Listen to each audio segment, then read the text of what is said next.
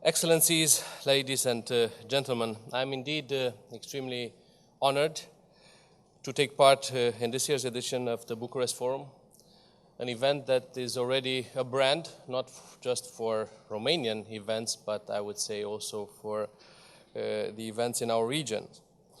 And it's good to be back home, and when I mean home is not just home in Bucharest and among colleagues from the Ministry of Foreign Affairs or friends from think tank community, but also home in the environment that is provided by prestigious institutions such as Aspen Institute or German Marshall Fund, where I felt always a kind of family spirit and a spirit of attention vis-à-vis Romania and this part of the world.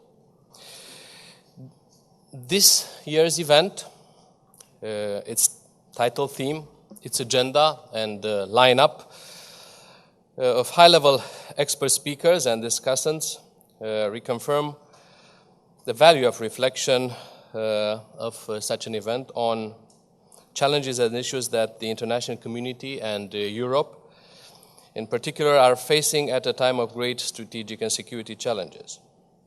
And it's in this context that I would like to appreciate the vision of the organizers in investing energy, resources, and intellectual weight in such a prestigious event.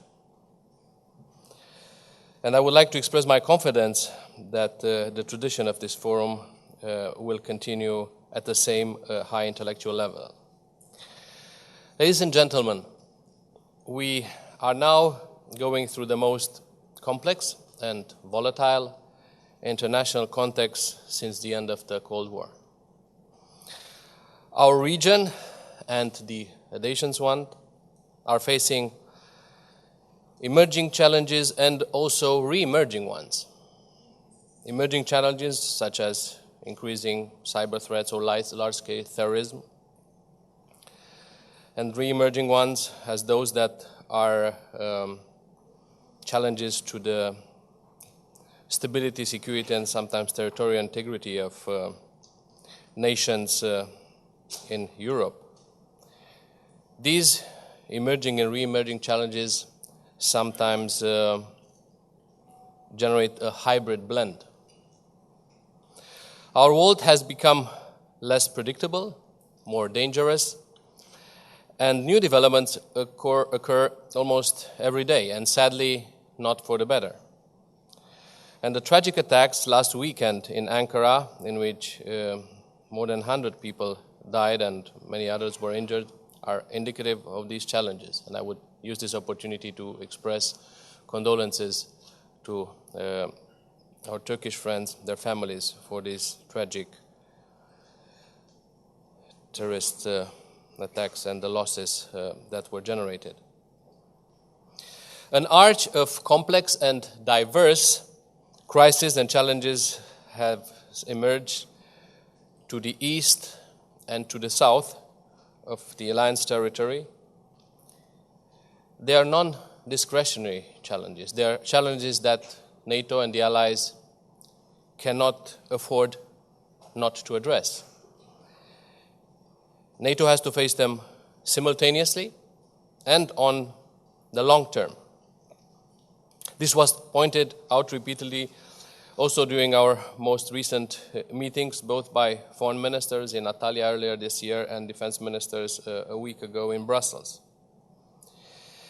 And the Black Sea region lies at the impact area of this arch of challenges. So do the NATO member states that border this Black Sea region. And this is why NATO gives great attention to the security and stability of this important region. The crisis in Syria and in Ukraine underline the importance of what NATO is already doing. We've been increasing our ability to protect allies, to reinforce and to be ready. During the last year, we have doubled the size of the NATO response force, making it more ready and more capable. At the core of this sized NRF, as we call it, we have established a high readiness joint task force able to move and be deployed in a matter of few days. We have increased our presence at the eastern border of the alliance with more planes in the air, more ships at sea, and more boots on the ground. We have established 6 new headquarters in the eastern neighborhood of our alliance, including in Romania. I had the distinct honor to be at the opening of the Romanian NATO Force Integration Unit earlier this autumn in September.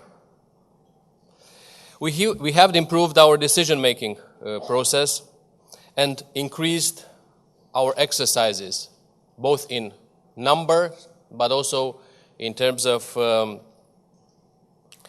complexity of scenarios. And I should mention that exercise Trident Juncture that will be unfolding in the next days is the largest exercise of NATO for more than a decade.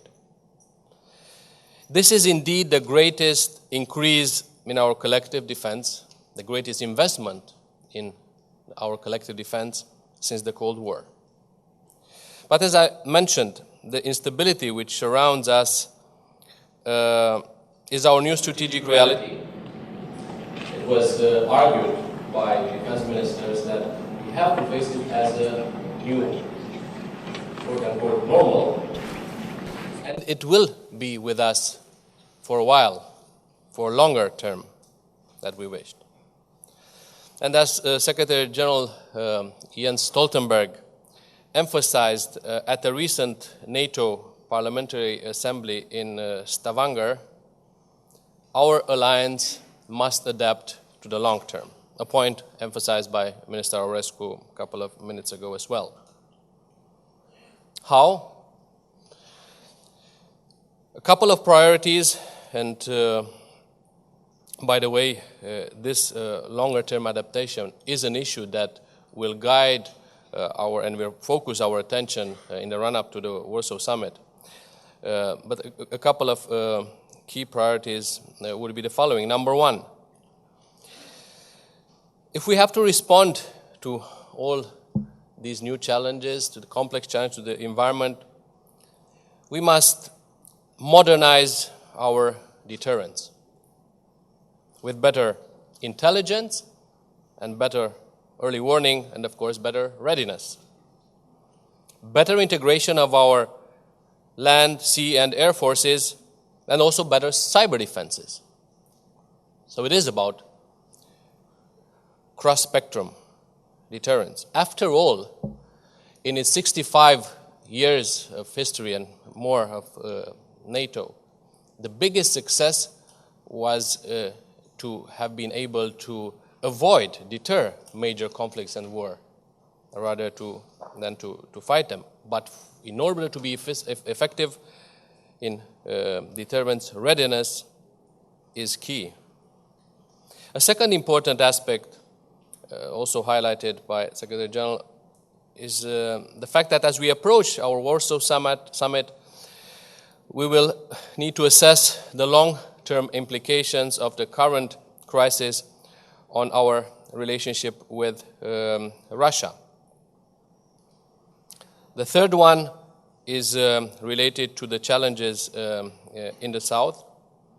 And here, I think the key word that was mentioned also by Minister Aurescu is the comprehensive approach, the comprehensive response from the entire international community, primarily from the countries in the regions who are in the front line of these challenges, but also from international bodies such like United Nations, European Union, from regional organizations like the African Union, and also from allies who have much to contribute through their missions, like resolute support in Afghanistan, or through initiatives such as the one of defense capacity building of our partners and the countries in the region to help themselves in addressing the causes of this instability at their root.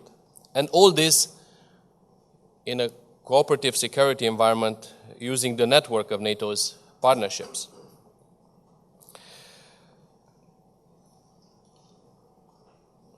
These efforts also mean important investments, important resources for our security. Security is not a free gift.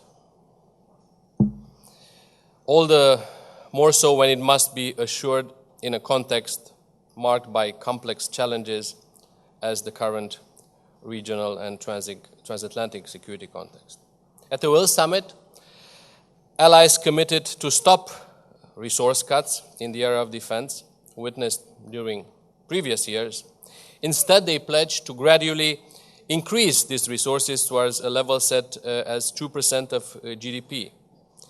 And in this framework, I would like to single out the strong echo which was produced among the allies and in Brussels by the initiative of Romania, initiative of Romanian President, transformed into reality through the agreement of Romanian political parties, parliamentary political parties, to allocate 2% of GDP for defense over a period of a decade.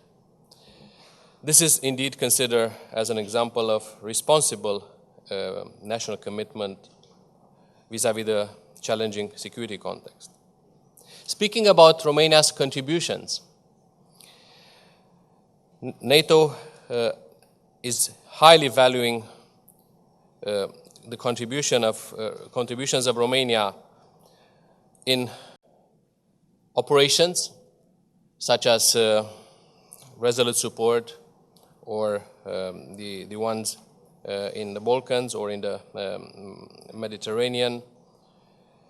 The contributions that it brings through its specific and important role in the development of NATO's missile defense architecture, the contribution that it brings in new domains such as cyber defense, including through assuming the leadership of the Ukraine Trust Fund to support the development of cyber defenses for this country, and also in being a constant lead contributor in the cyber coalition NATO exercises.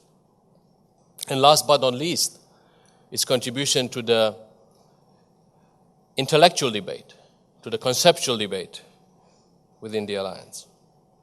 And this contribution is that not just at the level of governmental institutions and the representatives of such institutions, but also through events like the one today. Ladies and gentlemen, our world is indeed changing, and NATO is changing as well and will continue to adapt. Our Warsaw Summit next year will demonstrate that NATO is ready to deal with the challenges of our modern world, and it is important that we have a thorough, common understanding of these challenges.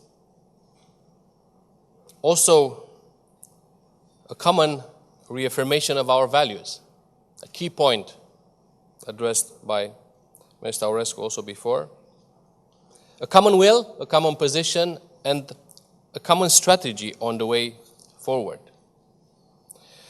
Let me wish you all full success, and I hope that the assessments and debates that will take place within the Bucharest Forum will lead to useful answers that will guide us in facing the complex challenges in front of us. Thank you very much for your attention.